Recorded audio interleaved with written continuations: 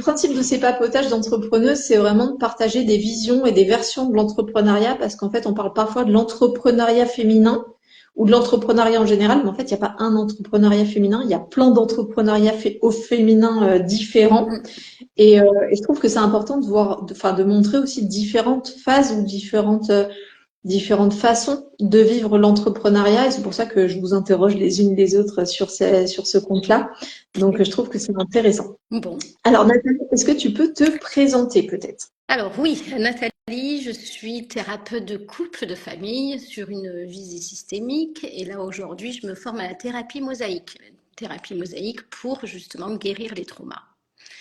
Donc voilà qui je reçois au cabinet, les patients que je reçois au cabinet. Ok. Est-ce que tu peux nous expliquer un petit peu depuis combien de temps tu es entrepreneuse? Qu'est-ce que ça veut dire pour toi?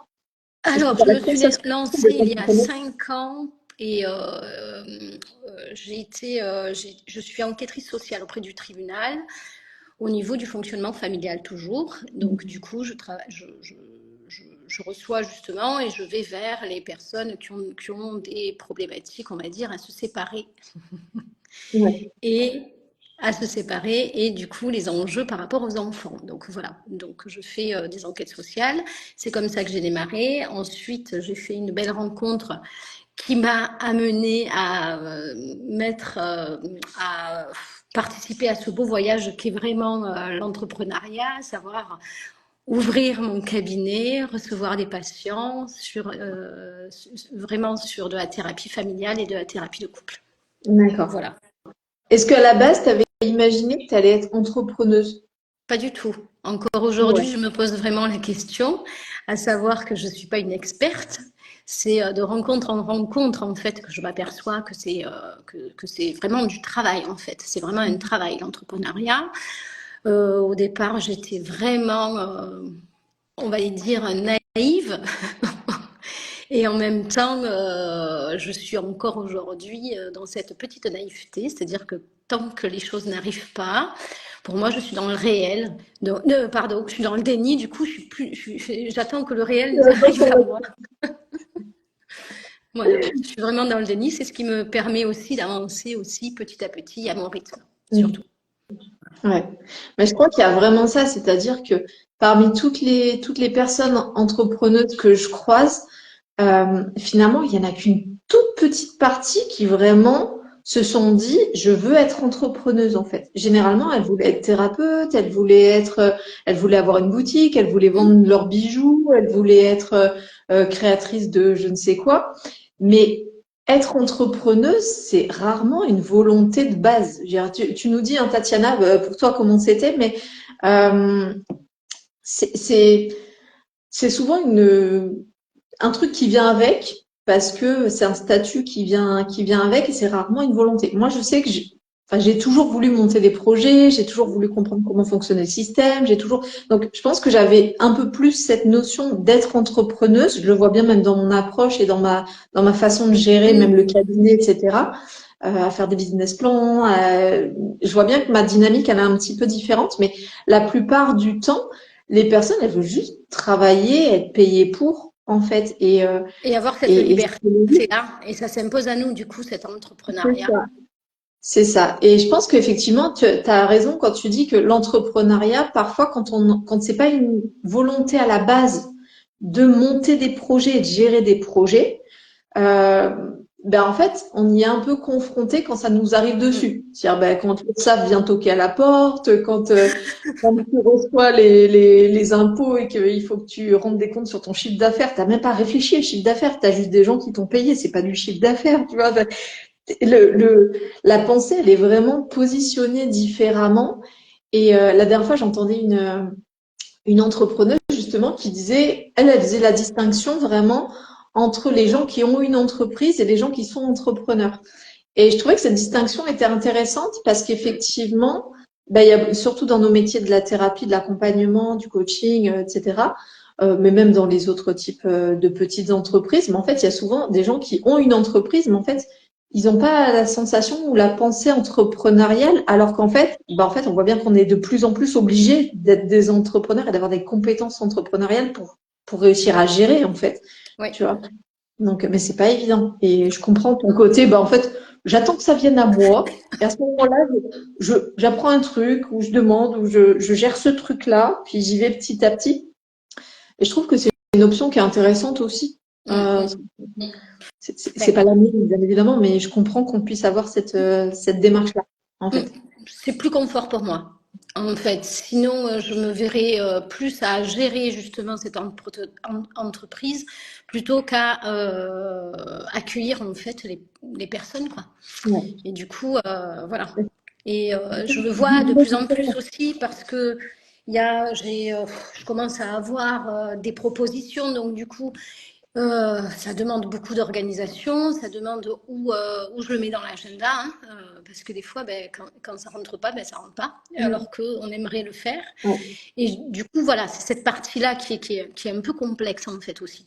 Il n'y a pas que l'administratif, il y a Ouais. aussi voilà, qu'est-ce qui rentre dans l'agenda et qu'est-ce qui ne rentre pas et qu'est-ce qui est Ouais. confortable pour chacun. Et du coup, est-ce qu'on est vraiment disponible pour justement faire les choses correctement et bien et tel qu'on est, nous, et avec nos valeurs. Et du coup, tout ça, en fait, oui, c'est entrepreneuriat. Et tout ça, je commence un peu à le toucher du doigt.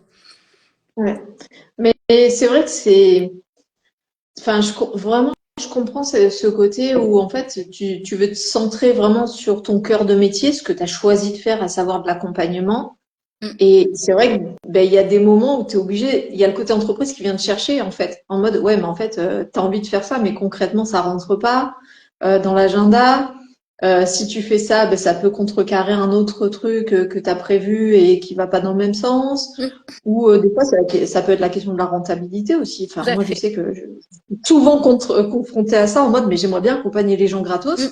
Mais en fait, concrètement, c'est pas possible. C'est pour ça que moi, je fais beaucoup cette distinction. Je jongle toujours entre mes deux casquettes. C'est pas une seule personne, c'est vraiment deux personnes. C'est pas une dissociation de ma personnalité, non, je ne suis qu'une seule personne, mais j'ai besoin de dissocier parce que des fois, j'ai besoin que ça discute avant de décider, Mm. en fait. Le côté entrepreneuse par rapport au côté thérapeute, parce que vraiment, la thérapeute, elle accueillerait tout le monde gratos, en fait, Mm. vraiment, sans problème. Parce qu'elle s'en fout, c'est pas elle qui paye le loyer, en fait, c'est l'entrepreneuse qui paye le C'est loyer, ça. donc concrètement. Mais c'est pas évident, Et c'est du vraiment, coup, pour vraiment pas répondre évident. à ce que tu dis, à savoir l'entrepreneuse, la thérapeute accueillerait justement tout le monde et l'entrepreneuse, c'est elle qui paye le loyer. Et du coup, je tente de faire justement une partie de mon activité pour la rentabilité, pour le loyer, pour... Et de l'autre côté, la thérapeute, justement, qui s'adapte aux revenus des uns et des autres.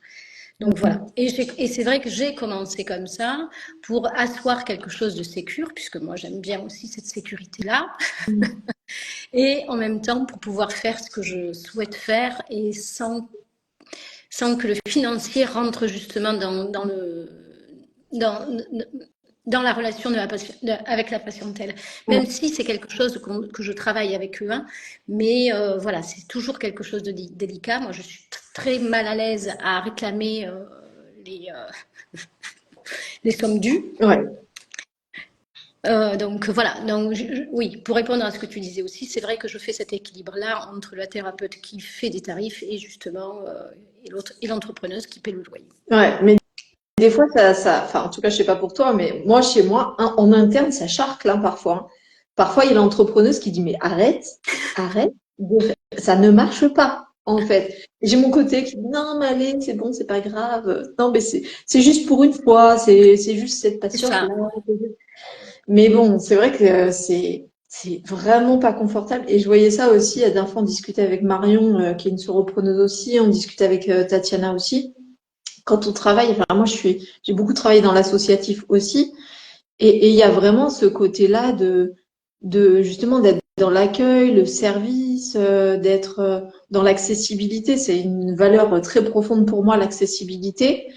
Et en même temps, bah, vu que je vois que mon propriétaire, l'URSSAF, le machin, est pas dans cette même valeur que ça. Du coup, non, ils sont pas du tout accessibles. Tu vois, l'URSSAF, là, ils m'ont pas fait du tout un tarif le mois dernier, tu vois, par exemple.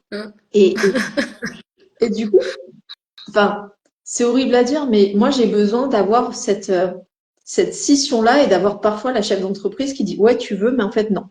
En fait. Mais c'est violent des fois. C'est violent. Ouais. C'est hyper violent en interne. Il nous faudrait une thérapeute de couple en interne, en fait. C'est pas mal. C'est pas mal. En fait, c'est vraiment du système. Hein. On est vraiment. D'ailleurs, c'est hyper intéressant de discuter avec toi, mais pour moi, je vois ça vraiment comme de l'approche systémique en interne quand on est en entreprise, parce que c'est pas simple. Et mine de rien, quand on est salarié, je pense qu'il y a un certain nombre de problématiques pour lesquelles c'est pas notre problématique à nous. Du coup, on n'a pas besoin de s'en soucier, en fait, de savoir si on laisse le chauffage ou la lumière allumée dans la journée. Enfin, quand on est salarié, c'est pas qu'on s'en fout, mais enfin, on peut avoir des valeurs écologiques qui viennent se mêler dans ça, bien évidemment, mais c'est pas nous qui payons les factures. Donc, du coup, c'est pas pareil, en fait. Et je trouve que c'est aussi un confort du salarié. Alors, il y a plein d'autres zones qui sont inconfortables, mais je trouve qu'on est vraiment sur ce ratio liberté-sécurité. Oui. En même temps, en fait, la thérapeute, elle a besoin de vachement de liberté de pratique, de faire ce qu'elle veut, d'adapter son cadre, etc. Et par contre, la chef d'entreprise, elle dit oui, mais en fait, il faut qu'on assure la sécurité, sinon tu vas pas aider longtemps les gens, en fait. C'est ça, tu vas pas rester longtemps. Ouais. Ouais, tout à fait. Ça allie tout ça. Mais ce qui est compliqué aussi au niveau de l'organisation, quand on disait tout à l'heure, ça rentre pas dans l'agenda parce que en même temps il faut se former. Il faut se former. Il y a aussi les coûts de formation, parce que ça on en parle très peu. On parle du fonctionnel. Beaucoup, mais à chaque fois, j'ai l'impression que je parle martien quand j'en parle. Oui. Les OPCO, les machins, on est en mode de quoi tu parles? Et ça rentre en ligne de compte, parce que être thérapeute, c'est aussi être formé, mais c'est aussi se former tout au long de l'année. Et les formations parfois. Non, mais elles ne sont pas données. Les journées d'études ne seront pas données. Les lectures, ça rentrent dans l'agenda aussi. Pardon? C'est un manque à gagner en plus quand on se forme. C'est-à-dire que la formation coûte cher, mais quand on est en formation, on ne travaille pas, donc du coup, on ne rentre pas d'argent. Donc en fait, ça a un double coût, en fait. Voire on fait garder les enfants, voire il y a peut-être des déplacements pour aller en formation, peut-être de l'hébergement. Enfin, les coûts, ils sont multiples quand on se forme. Mais c'est pas évident. Non. Viser les bouquins, etc. aussi. Il faut du temps. Il faut du temps. Ouais. Et suivant les problématiques que l'on rencontre en cabinet, il faut y aller, quoi. Il faut y aller, il ne faut pas faire n'importe quoi, il faut toujours s'inscrire et toujours être à la page parce que les choses évoluent. Moi, je le vois. Aujourd'hui, ok, la thérapie EMDR a fait ses preuves aujourd'hui. Mais voilà, il y a d'autres thérapies aujourd'hui qui sont beaucoup plus douces et qui ont, voilà, pour justement prendre soin et travailler sur les traumas ou les troubles émotionnels. Avec quelque chose de beaucoup plus doux et moins invasif pour les patients. Donc tout ça, oui, il faut du temps, il faut se former, il faut y aller. Il ne faut pas avoir peur non plus. Il y a Centre ML83, alors peut-être 83, c'est peut-être pour le Var, qui dit les risques du métier passion, une position parfois peu confortable. Oui. Ben oui, parce qu'un métier passion, il y a deux mots, c'est pas pour rien. Il y a le métier et il y a la passion. C'est-à-dire que le métier, ce qui fait vraiment la différence entre le métier et la passion, c'est que le métier, c'est censé être une profession qui te permet d'assurer ton train de vie, en fait. Donc, c'est censé apporter, même financièrement. Donc, pour moi, c'est vraiment la différence entre l'amateurisme et du métier. Le métier, ça veut dire que c'est professionnel, en fait. Et mine de rien, ça passe par le côté argent, le côté déclaration, le côté administratif, le côté. Donc, un métier, c'est pas évident. Et oui, une passion, on le ferait sans compter parce que ça nous passionne, parce que ça nous apporte de l'énergie, parce que ça nous fait vibrer, parce que ça nous nourrit aussi. Mais faut que ça nourrisse aussi en termes de stabilité. Et oui, c'est pas facile. Et des fois, même moi, je me dis, des fois, ça me prend tellement la tête, cette dichotomie de devoir rendre rentable mon activité, que des fois, je me dis, mais viens, je lâche tout et je travaille à Quick, comme je faisais pendant mes études. Et vraiment, mais le truc qui me plaisait pas du tout, mais où quand je rentrais le soir, j'étais contente de rentrer le soir, ça me manquait pas du tout, en fait. Et oui, mais oui. Oui, mais bon, j'y pense 2 secondes, puis après je reviens en mode non, quand même, j'aime trop ce que je fais. Puis j'aimais vraiment pas travailler chez Quick, mais mais oui, il y a des fois des gens qui trouvent que c'est une plus-value d'effectuer un métier passion, mais c'est aussi un coût. En fait, c'est aussi un coût parce qu'il faut transiger avec sa passion. Alors que quand on fait une passion pour- sur un plan amateur, bah, bien sûr, il y a des limites quand même, parce qu'on peut pas le faire 24/24, parce qu'il faut avoir une vie à côté, parce qu'il y a toujours des contraintes dans tous les cas. Mais il n'y a pas de risque. Et monétiser sa passion, je trouve que c'est dur, en fait. C'est très, Oui, très dur. On peut faire sa oui, mais passion, en mais même non. temps, justement, hein, quand tu disais tout à l'heure, l'URSSAF ne nous fait pas des prix, enfin, à Ouais, la fin du mois, etc. Ça nous met justement dans une forme de réalité, en fait. Tu ouais, vois? bah ouais. Enfin, moi, je sais que c'est ces choses-là qui me rappellent combien je paye à l'URSSAF à chaque Ouais, fois. Et du coup, c'est ce qui me rappelle que oui, ok, je gagne un peu d'argent, mais en même temps, j'en donne beaucoup aussi. ouais, Et du coup, bah ça ouais. me permet du coup d'être dans le réel en fait. Dans le réel. Et là, c'est l'entrepreneuse qui paye l'URSSAF, hein, Ouais, qui paye bah l'URSSAF, oui. comme je disais, qui paye. Et là, justement, et c'est là où on se dit, ok, la thérapeute, là, on va faire les comptes, hein. Ouais, C'est une forme de réalité. ouais. De payer justement hein, l'URSSAF. Hein. Moi, je sais que ça me ramène à chaque fois à attention, attention. Ok, là, tu as dit ok, mais attention à voilà. Mm. Mais c'est pas évident. Franchement, c'est pas évident et c'est pas confortable, comme disait Centre ML83. C'est bizarre à dire. À lire, ça me gênait pas. À dire, c'est un peu étrange.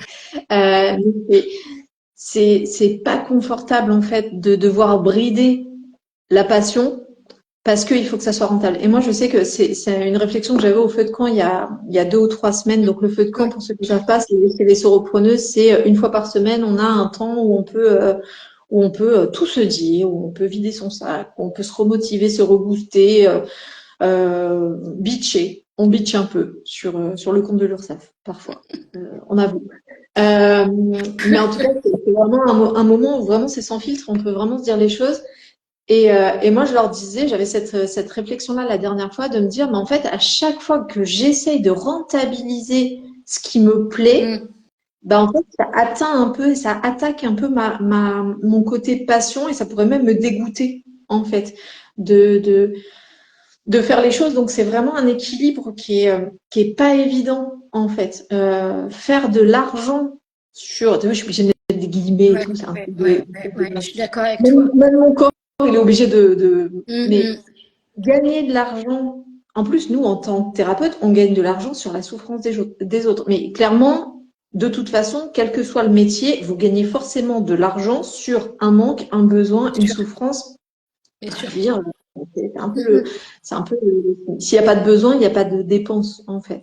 Mais faire de l'argent sur la souffrance psychique ou sur les problèmes de couple ou sur des fois ça peut être compliqué. Aider des gens dans ce cas-là, c'est pas gênant en fait parce que c'est de l'aide, mais gagner de l'argent pour ça, des fois moi ça me met en vrille totale en termes de d'éthique, de valeur. C'est compliqué. Et Et c'est la si peu raison que les pour personnes laquelle. en fait, ils te le disent, si peu que que la critique vienne sur ce plan-là, de l'extérieur, que moi, c'est horrible. Quand on me dit, ah ouais, vous monétisez la souffrance, je suis en mode, oh, mon Dieu, mais quelle horrible personne je suis, quoi. Enfin, Et faut c'est la vraiment raison prendre du pour recul. laquelle, en fin de séance, je réclame jamais rien. J'attends qu'on qu'on me paye. T'es en mode, t'attends. Tout à fait. Et oui, oui, oui. Mais moi, le Je peux nombre pas. de patients, j'ai laissé partir sans payer. Ah Mais le oui, moi aussi. nombre, Là, régulièrement, dernièrement, mardi encore. ce matin encore. Moi, c'était mardi, hein, mardi matin, mardi soir, pardon, mardi soir, et ils sont revenus justement pour payer. Mais ouais. Et la gestion des impayés, oh là là, je vous en avais un peu parlé sur, alors c'était pas sur ce compte, c'était sur le compte de la psychoactive où vraiment je parle plus de mon cabinet. Et l'année dernière, c'était qui? C'était ma comptable ou une coach? Non, c'était une coach. La comptable me l'avait déjà dit l'année d'avant, mais j'avais pas entendu. Tu vois, c'était rentré par une oreille, c'était reparti par l'autre. Déni total. Mais je l'avais quand même capté parce que je me suis dit, ah oui, c'est vrai qu'elle m'a déjà dit. Elle m'avait dit, à mon avis, il y a 2, 3 patients qui vous ont pas payé cette année. Oh, vous pensez? Non, je sais pas. Puis j'étais passée à autre chose. Forcément, la thérapeute, elle est repartie bosser et aider Oui. les gens sans problème. Et l'année d'après, je travaillais avec une coach et je lui disais, mais je comprends pas financièrement, il y a un trou et j'arrive pas à comprendre d'où vient ce trou. Donc, on avait épluché mes relevés de banque et tout. Et elle me dit, mais en fait, là, tu as 4 patients qui t'ont pas payé du tout de l'année. Ah oui. Donc, un cadre un peu particulier, c'était des patients qui ne me payaient pas directement leurs séances, mais c'était des ados ou des jeunes adultes dont c'était les parents qui payaient les consultations dans un autre coût sur facture en fin de mois et par virement. Donc, tu vois pas l'argent passer, en fait. C'est pas de la transaction à la séance, tu vois. Et, euh, et donc, j'ai dû, et ça a été très difficile pour moi, mais en même temps, c'était très formateur aussi, j'ai dû aller refaire le check de qui me devait quoi, etc. et aller vers les patients, donc les clients. Sur ce plan-là, pour moi, c'est des clients, puisque c'est sur les champs de l'argent. Je prends ma casquette d'entrepreneuse, donc c'est la casquette Ouais, d'entrepreneuse et aller ouais. dire, en fait, vous ne m'avez pas payé de l'année. Et là, du coup, on était sur des sommes. En gros, j'avais 5 000 € dans la nature, tu vois. Ah Et donc, oui. j'avais un trou. Forcément, parce que 5 000 €, ça fait un petit trou quand même, tu vois. Et, et ça a été très difficile et très douloureux pour moi d'aller réclamer ces sous-là. Et en même temps, j'ai pas lâché. Et en plus, ils étaient, enfin, ça met dans des enjeux, ça joue sur la relation thérapeutique quand Tout à même, hein, fait. parce Ouais. que ça peut générer de la honte, de la Tout à fait. culpabilité, de l'agressivité. Ouais. Ça peut générer, c'est de l'argent, donc ça génère des trucs qui sont en lien avec l'argent. Et en même temps, je trouvais ça hyper intéressant. Alors, la thérapeute a décidé d'en prendre son parti et de travailler dessus. C'est-à-dire que, qu'est-ce qui fait que vous, comme moi, on l'a pas vu? Qu'est-ce qui fait que... Donc, ça a permis aussi de repositionner la relation thérapeutique dans un cadre professionnel. Et puis après, on a travaillé dessus. Il y a une personne, notamment, qui me disait, ah, mais moi, du coup, j'ai honte, mais en même temps, tu sentais qu'il y avait des blocages par rapport à ça, mais il y avait des blocages pas qu'avec moi, il y avait des blocages sur d'autres plans administratifs. Et du coup, on a travaillé sur ces blocages-là. Et le jour où elle a réussi à me payer, là, par contre, une fierté de son côté comme du mien. Mais côté, waouh, on a réussi. Et je me mettais vraiment dans le même bateau qu'elle, parce que pour moi, elle m'avait pas payé, mais je lui avais pas demandé de payer. Donc, je prenais ma responsabilité Oui. entière aussi. Donc, c'est pas de la faute du patient. Nous, on est gardien du cadre, Tout en à fait. fait. Euh, Tout à fait. donc, je trouve que c'est important de prendre sa responsabilité là-dedans et de se dire, OK, c'est pas confortable, mais tant pis, j'y vais, quoi. J'y vais. Ouais, et en même temps, et c'est là où où la dichotomie est beaucoup plus, on va dire, perceptible, c'est quand justement l'entrepreneuse doit demander de l'argent à son patient. Là, du coup, c'est plus tu vois, Ouais. je trouve que voilà, là, c'est plus le thérapeute qui demande de l'argent, Ouais. là, c'est plus l'entrepreneuse. Et du Mais coup, moi, je me euh, verbalise, hein. Je dis là, je prends ma casquette d'entrepreneuse, je pose ma casquette. Tu sais, ouais, je veux protéger la thérapeute au maximum et la relation thérapeutique. J'ai fait, c'est là, ça. j'enlève ma casquette de thérapeute et des fois, je prends même l'excuse de, bah, en fait, c'est mon assistante qui gère, qui m'a rappelé et du coup, je vous le dis, ou alors je dis, c'est ma comptable qui me dit de vous dire. Ouais, Tu vois, je prends des alibis. Mais oui, parce que la thérapeute, elle peut pas être, enfin, c'est compliqué. tu vois, ouais. Et là, moi, je suis en difficulté. Je sais que Mmh. j'ai deux Et c'est pas la rendez-vous. seule, hein. Ouais, il faut que Mmh. j'y aille, hein, mais pour l'instant, je suis pas prête parce que je sais pas comment le dire. Donc, Bah, tu vois, le côté ma comptable m'a rappelé ou ma comptable a oui, relevé qu'il manquait tel paiement par ouais, rapport à est-ce que vous pouvez régulariser, comme ça je peux lui dire que c'est OK. Tu vois, comme ça, tu es ouais. juste un intermédiaire. Le thérapeute n'est que l'intermédiaire de cette transaction-là. Mm. Ça peut marcher, ça peut être Ouais, intéressant. ouais, En ouais, tout cas, mais ça m'a ça beaucoup rejoint aidé. un peu, tu vois, les difficultés des fois que je rencontre, hein, à savoir le côté commercial du coup. Tu vois, Mm. où là, justement, c'est très compliqué de faire du commerce. Alors tout à l'heure, tu disais avec la souffrance de l'autre, mais c'est Ouais. vrai que tu es thérapeute et en même temps, il faut que tu fasses du commercial. Enfin, Bon, je sais que Ouais. là, voilà, c'est pour ça que je suis dans le déni à certains moments. Et ouais, le commercial, moi, me pèse un peu, en Ouais. fait.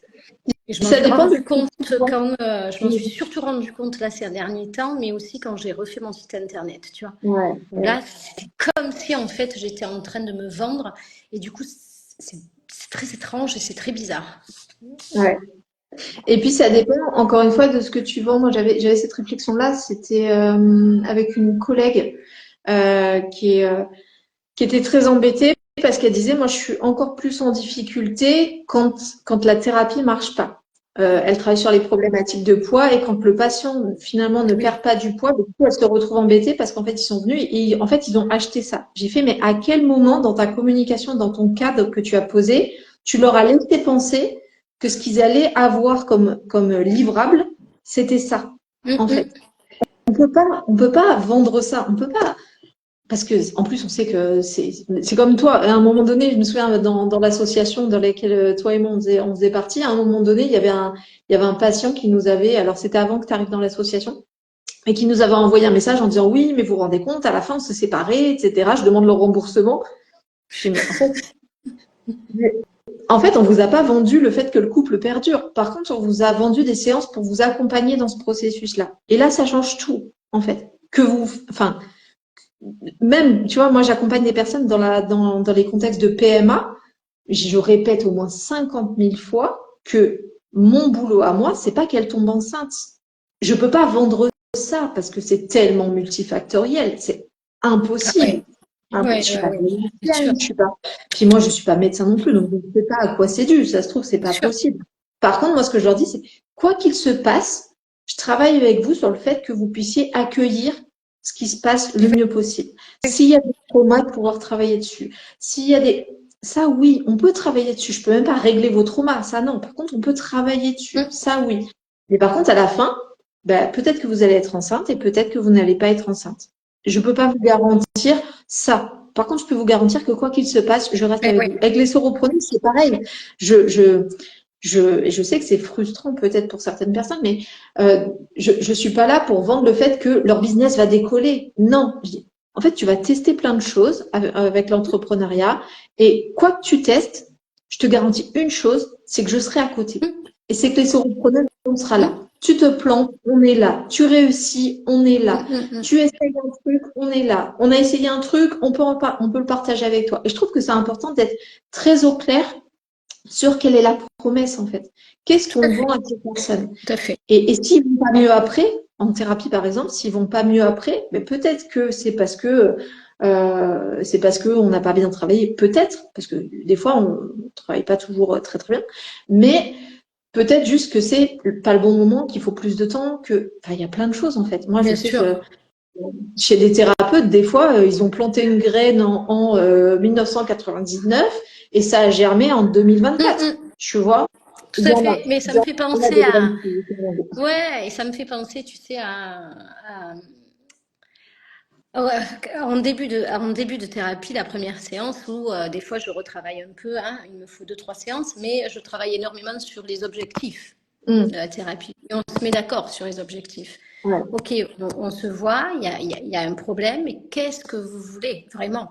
Mm, Et qu'est-ce qui ferait qu'on se sépare après? Donc, si tu veux, dès la première séance, en fait, il y a cette histoire de qu'est-ce que vous venez chercher et est-ce que je peux ou ouais, pas? ouais. Mais je ne vais pas vous donner mes solutions parce que ça fonctionnera pas. On va chercher les vôtres. Et ensuite, c'est par quoi on passe. Et Mm, qu'est-ce qui ferait qu'on se sépare? ouais, Et au moins, et le cadre là, il est posé. Ils peuvent pas le nier en fait. Et de temps en ouais. temps, j'y reviens, tu vois. Et par rapport à ce que tu disais aussi, par rapport aux patients, quand il y a quelque chose qui fonctionne pas, je me souviens, c'était une patiente qui me disait, mais je n'y arrive pas. Parce que j'étais juste en train de lui demander de se concentrer Mm, sur une force, sur une petite force, et elle n'y arrivait pas. Et elle disait, mais mm, je n'y arrive pas, donc c'est ma faute. Et du coup, le travail a été de la déculpabiliser, bah, ouais. justement, pour me responsabiliser en lui disant, mais si vous n'y arrivez pas, c'est peut-être parce que je n'y suis pas arrivée moi-même Mm, à vous emmener là. Donc, on va y aller en douceur et on va persister et on va y arriver. ouais. Et tu vois. Voilà. On est co-responsable. Je trouve que, en tout cas, dans nos métiers, c'est peut-être un peu différent, mais dans d'autres types de business, tu as vu, on parle business ici. Mais je trouve qu'il y a une forme d'humilité qui va être très importante à avoir et à garder. Et c'est là où, tu vois, toutes les approches marketing et tout, moi, quand je vois ça, à chaque fois, on me dit oui, la promesse, oui, il faut leur dire que grâce à ton accompagnement, ils vont gagner en confiance en eux, etc. Ben, peut-être que oui, et peut-être que non, en fait. Et je trouve que dès qu'on touche à des choses humaines, on peut garantir d'utiliser certains outils, de travailler d'une certaine manière, mais le résultat final, quand on est sur un facteur humain, il n'est pas garanti, en fait. Mais en même temps, marketingment parlant, c'est ça qui marche, c'est ça qui est un peu compliqué. C'est-à-dire que très souvent, on va acheter, enfin, on achète la solution, on n'achète pas le fait de travailler sur le problème. Tu vois, c'est moins C'est ça. sexy. C'est sûr, c'est moins sexy. Mais je trouve que, en tout cas, moi, ça fait 15 ans que je travaille bah voilà, sur différentes thématiques, etc. Et en tout cas, moi, j'ai besoin, dans mon approche à moi, d'être très à l'aise et dans mon positionnement. Encore une fois, moi, j'accompagne par exemple des personnes en burn-out, mais je vais pas leur dire ça va aller, parce qu'en fait, j'en sais rien. Par contre, je dis, bah, on peut essayer des choses, on peut travailler sur ça, on peut, voilà, j'ai des outils, testons-les ensemble. Et quand il y a des choses qui marchent pas, justement, ou que les gens n'y arrivent pas, ou etc., je suis un peu comme toi, c'est-à-dire de dire, bah, venez, on teste autre chose. On a testé ça, qu'est-ce qu'on apprend? Bah, on apprend que peut-être ça, c'est difficile. Et ok, très bien. Est-ce qu'on réessaye? Parce que des fois, il faut réessayer plusieurs fois aussi, ça peut être Tout à intéressant. fait. Ouais. Des fois, il y a un exercice, il marche pas un jour, et puis tu le réessayes la semaine d'après, puis ça marche à ce moment-là, parce qu'il y a eu un apprentissage, parce que la personne n'est pas dans le même état. C'est Bah, des fois, ça, c'est et hyper peut-être parce intéressant. que quand on teste quelque chose qui sort de l'ordinaire, ben, du coup, on n'est pas disposé, hein, on n'est pas disponible à, et que du coup, il faut y aller en douceur, il faut être accompagné en douceur, et peut-être que notre temporalité n'est pas la temporalité en fait du patient. Oui, ah oui, c'est ça, tout à fait. Mais c'est vrai que je trouve que quand on est en entreprise, notamment dans des petites entreprises comme les nôtres, encore une fois, même si moi, peut-être j'ai une entreprise qui est peut-être un peu plus grande parce que je fais différentes choses, etc., que si j'avais qu'un cabinet, par exemple, parce que j'ai le centre de formation, j'ai les sauropreneurs, voilà, j'ai différents trucs, mais je me considère encore comme une petite entrepreneuse et moi j'ai besoin que ça reste à échelle humaine, à échelle humble. Alors oui, bien sûr que je vais pas faire un chiffre d'affaires, je vais pas faire le chiffre d'affaires de Coca-Cola, mais en même temps ça m'intéresse pas du tout. Tu vois, c'est aussi de savoir qu'est-ce qu'on veut atteindre aussi avec notre entreprise et je trouve que c'est important de se poser cette question pour soi, déjà. Parce on Ouais. pourrait sauver le monde, ok, mais en fait, est-ce qu'on a envie de faire ce qu'il faut pour sauver le monde et d'être à cette place-là? Et bah, tu vois, des fois, d'être en cabinet et d'aider une personne par jour, c'est Ouais. bien aussi. C'est pas rien. Et c'est d'aller C'est pas à rien. son rythme. Et c'est vrai que moi, souvent, hein, on a un peu discuté autour de ça, mais c'est vrai que c'est d'y aller à son rythme. Alors, c'est vrai, hein, j'ai deux demi-journées, hein, et encore, elles sont pas pleines à chaque fois, mais j'y vais à mon rythme. Et ce qui est incroyable, c'est justement plus je suis prête justement à accueillir plus de personnes, et plus les personnes m'appellent en fait. Ouais. Voilà. Alors, je suis très mal à l'aise avec ce côté commercial, hein. Moi, je n'y arrive pas. Justement, hein, le fait que voilà, c'est un apprentissage d'être entrepreneuse. Donc, Ouais. du coup, me dire, bon, oui, ok, il va falloir. Alors, du coup, quel chiffre d'affaires tu te fixes, etc. Bon, moi, j'y suis pas encore. Ouais. Il va falloir à un moment donné que je fasse des choix aussi dans ma vie. Donc, il va falloir que je passe par cette étape-là. Mais pour moi, voilà, déjà évaluer le chiffre d'affaires à faire, déjà là, moi, ça me- C'est déjà too much. Je ouais, comprends. Enfin, tu vois. moi, au début, quand j'étais auto-entrepreneuse, clairement, on parlait de chiffre d'affaires. Je voyais même pas de quoi on parlait. Ouais. Tu vois. Je faisais pas la différence entre le chiffre d'affaires, le revenu, le net, le brut, Mmh. pour moi, Ouais. c'était le patient, il me donnait 30 Ok. euros. J'avais 30 euros dans la main. Pour moi, j'avais 30 euros.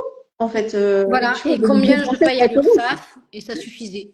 Tu vois, Oui, pour moi, là, voilà, exactement, tu vois, ce qui reste sur le compte à la fin. Et puis, par contre, le problème, là où j'ai vite vu la difficulté ou la faille là-dedans, c'est quand j'ai commencé à effectivement payer des formations, mm, du coup de ma poche, mm, donc de la poche de mes enfants, parce que c'était en perso du oui, coup quand tu vas chercher, en fait, quand tu es entrepreneuse.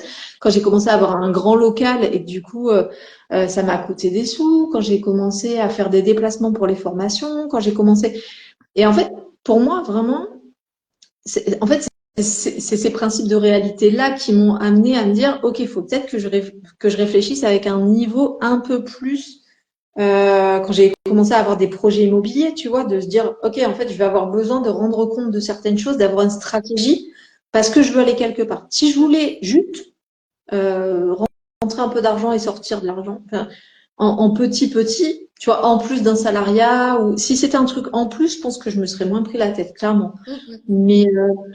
Mais quand tu veux en faire ton activité principale, quand tu as des projets immobiliers derrière, quand ta sécurité financière, quand tes enfants, ton foyer dépendent de cet argent-là, je trouve qu'à un moment donné, on est assez vite rattrapé par les limites de l'auto-entrepreneuriat, en Tout à fait. fait, Et, euh, tout à fait. et moi, vu que j'ai des grands projets dans ma vie, en fait, mais voilà, mine de rien, j'ai 4 enfants, Ouais. j'ai envie de voyager, je suis tout le temps en train de me former. Enfin, Les voilà, priorités. moi, Mm. ouais, mais t'es obligé de faire des priorités, de réfléchir comme ça, et c'est pas toujours très confortable, c'est clair. Mais en même temps, bah, une fois que t'arrives à comprendre deux, trois choses, après, une fois que, voilà, tu vas petit à petit, tu vois, moi, c'est vrai, ça fait 15 ans, et encore aujourd'hui, des fois, je fais des erreurs que je faisais au début, tu vois. Genre de sortir de l'argent que j'ai pas encore, tu vois, par exemple. Bah Mais oui. Mais c'est pour ça que moi, je suis un peu plus à l'aise, c'est-à-dire dans l'auto-entrepreneuriat que je mène, j'ai aussi cette enveloppe, tu vois, des enquêtes sociales qui me permet justement de me former, qui me permet d'assurer tous ces frais-là. Ouais. Et voilà, donc je sais que en plus, la justice ne paie pas hein, dès que tu finis, hein, il faut attendre 6 mois, 1 an. Ah Donc, oui, il y a des délais. oui, oui, oui, oui, oui. C'est pour ça que quand on me parle quel est le chiffre d'affaires, je ne peux pas l'estimer du Non, tout. la question qu'on pose à un entrepreneur ou une entrepreneuse, c'est quoi ton salaire mensuel? Je ne Mais, sais pas. on parle pas de salaire, et puis c'est du chiffre d'affaires, et puis ça fluctue d'un mois à l'autre, et puis en fait, vu que je fais passer des choses en frais pro, du coup, ça correspond pas. Enfin, c'est impossible. Tu peux pas comparer ce qui est pas Non. comparable. C'est impossible. Et pour autant, les gens, ils font ça tout le temps de nous demander ça, en fait, en vrai. Et faire un rétro-planning aussi, tu vois. Moi, je peux pas. Mm. Je sais pas combien cette activité me, me coûte, et en même si, me coûte plus ou moins, mais combien elle me fait gagner, combien cette activité me fait gagner, je sais pas à peu près, je sais à peu près, mais ça peut fluctuer, comme tu disais, Ouais. d'une année sur une autre. Enfin, je veux Mm. dire, ça dépend de ta dispo, ça dépend de ce qui s'est passé, ça dépend de plein de choses. Ouais. Voilà, il y a eu, enfin, c'est trop, pour moi, c'est trop complexe, en Ouais. fait. Voilà, Ouais. là, ce côté entrepreneuriat-là, Ouais, puis pour c'est pas ton boulot. Tu l'as pas fait pour ça aussi. non, non, non, je l'ai pas fait pour ça. Ouais. Mais je réalise que plus je me diversifie et plus il y a ce côté entrepreneuse en fait qui est présent en fait. Ouais. Et du coup, Ouais. je suis obligée de prendre cette casquette-là à un moment donné, tu vois. Ouais. Mm. Même la question, tu parlais du site internet, mais de se dire, bon, ben voilà, si je veux avoir plus de clients, plus de patients, ben, concrètement, il faut peut-être que je sois un peu plus visible, mais il faut que je me rende visible où? Enfin, c'est encore une fois, des fois, on a des activités qui coulent de source. Des fois, il y a des personnes qui n'ont pas besoin de faire de communication. Par exemple, moi, pour le cabinet, j'ai pas besoin de faire de communication parce que, par exemple, ben, vu que je suis psychologue, je suis sur Doctolib et que Mm. Doctolib fait un travail qui Mm. aujourd'hui suffit à remplir mon cabinet. J'ai pas besoin de Mm. plus. Plus les orientations, ça fait 15 ans que je suis sur le même territoire, donc forcément, je suis un peu connue. Et puis il y a des patients, des anciens patients qui reviennent ou qui me recommandent. Donc le travail, il se fait tout seul. Sur le cabinet, moi, j'ai pas besoin. Mais par exemple, sur d'autres types d'activités, j'ai besoin de faire de la communication. En fait, c'est un boulot, ça prend vachement de temps. Ça prend du temps, ça coûte des sous. Même quand tu fais tout toi-même, vu que ce que tu vas faire va te prendre du temps, en fait, au final, ça te coûte de l'argent parce que c'est du temps que t'as pas, où t'as pas fait des consultations, c'est du temps où t'as pas fait autre chose. Mais ce temps-là, on a du mal à le quantifier aussi, tu vois. Donc, Complètement. Mais je m'en suis aperçue quand justement j'ai fait mon site internet où ouais, j'ai mis 3 mois, mais tous les week-ends je m'y collais. Et du coup, ouais, je sortais plus. Et du coup, je me disais, mais quelqu'un en fait te le fait en 1 heure et toi tu le fais en 3 mois et encore c'est pas satisfaisant quoi. ouais, Tu vois? ouais, Donc ça coûte, oui, les heures ça coûte ouais, énormément. Moi, au niveau des enquêtes, c'est pareil. À un moment donné, je me suis dit, non mais attends, combien de temps tu passes pour la rédaction? Pas seulement ouais. Bah oui, l'accueil de l'autre, mais mais combien de temps tu passes sur la rédaction, quoi. oui. Et pour éplucher les documents que les uns les autres te donnent. Et du coup, je me disais, mais en fait, il va falloir réduire ce temps-là, en fait. Voilà, là, c'est l'entrepreneuse qui disait stop, stop, stop. Il va falloir réduire et faire au mieux, en fait, en réduisant. Ouais, ouais, ouais. Mais Mm, c'est frustrant, hein. Moi, je sais que j'ai eu la même réflexion que toi sur les enquêtes. J'ai eu la même réflexion quand je faisais passer des bilans mm, psy. Et vraiment, je me régalais. J'adorais faire passer des bilans psy parce que j'adorais que les gens, enfin, qu'on puisse outiller la réflexion sur comment les gens fonctionnent mm. et au niveau cognitif. Et franchement, je me régalais. Sauf qu'en fait, en vrai, entre le temps de passation, le temps de lecture pour pouvoir documenter les analyses, plus le temps de rédaction. Moi, j'étais très longue sur les rédactions parce que je voulais vraiment que ça soit riche et qu'il y ait du contenu pour les personnes, etc. Mais au final, je faisais un test, ça devait me prendre quasiment 2, 3 jours de rédaction. Enfin, c'est pas possible, Ça. tu vois. Mm, mm. Et, euh, et à la fin, tu vois, tu as les gens qui disent, ah oui, mais c'est cher. Et en fait, ils ont raison. Parce qu'en fait, ramener à leur utilité ou ramener au temps qu'on avait passé ensemble dans la passation, parce que oui, ça faisait cher, c'était quoi, 400 €, 400 €, on avait passé 3 heures ensemble. 400 € pour 3 heures, pour une personne seule où il n'y aura pas de financement, ça peut être cher en fait. Sauf qu'en fait, c'est pas 3 heures, on était sur 3 heures plus 3 jours d'analyse, plus de la communication, plus de la comptabilité, faire les factures. Donc, c'est plus garder le compte rendu parce que très souvent ils te les redemandent plusieurs années après, tu vois. Donc parce qu'ils nous ont dit perdu, il y a le chien qui l'a mangé et ou alors il y a un autre professionnel qui te les redemande un peu longtemps après et puis eux ils ont perdu le truc. Donc c'est un vrai boulot et c'est compliqué. On avait parlé de ça aussi sur les formations, je crois. C'était, je sais plus si c'était avec toi ou si c'était avec Safia. Je crois que c'était avec Safia. Mais qu'on avait parlé sur les formations et où finalement, il y avait cette question aussi de payer l'organisme qui, quand tu fais de la sous-traitance, en fait, de savoir ben, qui garde quoi, en fait, combien tu fais payer pour de la sous-traitance et tout. Et maintenant que je suis organisme de formation et que j'ai un Calliope que je paye, etc., mais oui, j'ai envie de, si quelqu'un fait de la sous-traitance pour moi, j'ai envie de le payer correctement, mais j'ai aussi envie de prendre ma part parce que clairement, Calliope, je me casse tellement la tête à le faire passer à chaque fois. C'est tellement les certifications, etc. C'est hyper dur, en fait.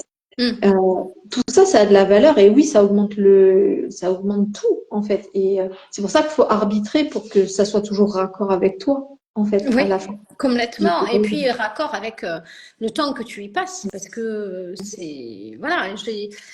Pareil pour la tarification des séances. Hein. À un moment donné, j'étais très mal à l'aise sur combien je dois et à combien j'évalue.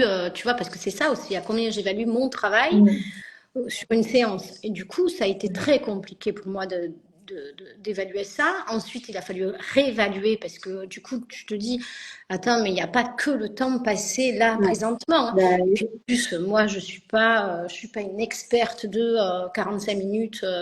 C'est 45 minutes, tu vois. Je déborde mm. toujours, donc je sais pas faire. Bon, c'est pas que je sais pas faire, c'est qu'il y a des fois où je sais faire. Je suis dans les clous et des fois, j'y arrive pas. Mm. Bon, ça après, c'est chez moi et il va falloir que j'y travaille. Mais du coup, c'est presque du bénévolat à des moments, tu vois. Et du coup, ça, oui, je fais un peu de bénévolat. J'ai appris ça aussi dernièrement, que c'était du bénévolat. C'est J'ai ça. des séances à bénévolat, ouais. Elles débordent que, voilà, ça fait du bénévolat à la suite. Et du coup, et là, aujourd'hui, je suis beaucoup plus à l'aise pour demander ce tarif parce que je sais que derrière, je fais du bénévolat. Tu vois, voilà, Ouais. je me suis arrangée un peu comme ça avec moi-même. Ouais. Mais c'est un jonglage qui demande à être pas quotidien, faut pas exagérer. Il y a des fois, on peut se lâcher un peu la grappe là-dessus, mais plusieurs fois par an, moi, je refais le point avec moi-même sur, mais qu'est-ce que je suis en train de faire? Est-ce que les tarifs, c'est OK? Est-ce que le temps que j'y passe, c'est OK? Est-ce qu'il n'y a pas certaines choses que je pourrais déléguer? Parce qu'il y a toujours ce truc-là de dire, non, mais ça, je le fais moi-même parce que comme ça me coûte moins cher. Mais en fait, au final, des fois, ça coûte plus cher de faire soi-même parce que ça prend beaucoup plus de temps. Tu vois, tu parlais de ton site internet. Si tu y as passé 5 ou 6 fois plus de temps que quelqu'un qui te l'aurait fait, ben finalement, peut-être que ça vaut le coup de payer, en fait. Mais, mais des fois, on n'a pas ces sous-là. Et quand on est auto-entrepreneuse, ben, en fait, on peut rien enlever en frais. Donc, ça demande aussi d'avoir une réflexion sur quelle structure j'ai dans ma société et qu'est-ce que ça permet, qu'est-ce que ça permet pas. C'est ça. Et en fait, on est toujours on a besoin de faire des pas de côté d'arbitrage, en fait. Et ça, c'est la casquette d'entrepreneuse, de savoir faire l'arbitrage. Et il sera jamais nickel, l'arbitrage.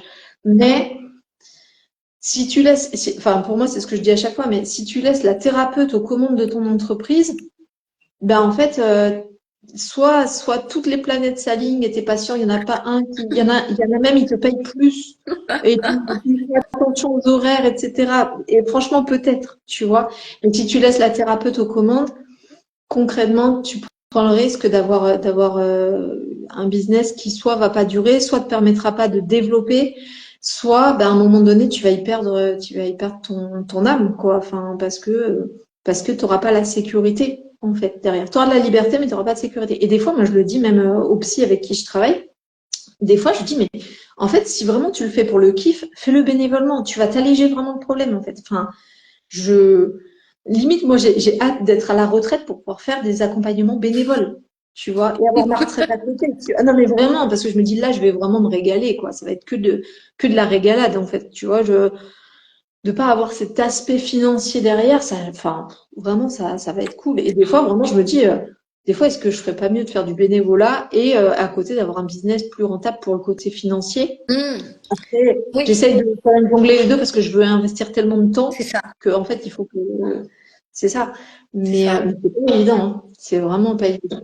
Non. Donc, compliqué, compliqué. Je pense qu'on pourrait en parler des heures de cette thématique-là, mais on va peut-être s'arrêter sur ça pour aujourd'hui. Mais en tout cas, voilà, dites-nous si ça vous travaille aussi. Et vous voyez, c'est le genre de discussion qu'on peut avoir chez les sauropreneuses ou même entre collègues.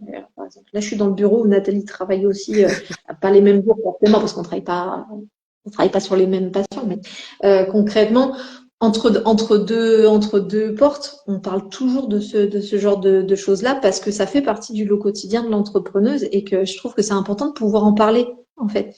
Et des fois, ça débloque des choses. Et des fois, ça permet juste de s'entendre et de sortir aussi, Ouais, tu vois. Des tout fois, à ça fait du fait. bien, en fait, Oui, de lâcher. Dire, ah, j'en ai marre, j'y arrive pas. Voilà, je sais plus, je suis perdue. Bah, ok, ouais. dis-le, puis après, on voit ce qui en ressort. Donc, Mm. Et ça me fait toujours plaisir de le faire. ouais, ah ouais, mais moi, ça me fait un bien fou. Je crois que j'ai monté les séropreneurs juste pour avoir des espaces où je peux parler de ça, tu vois. En fait.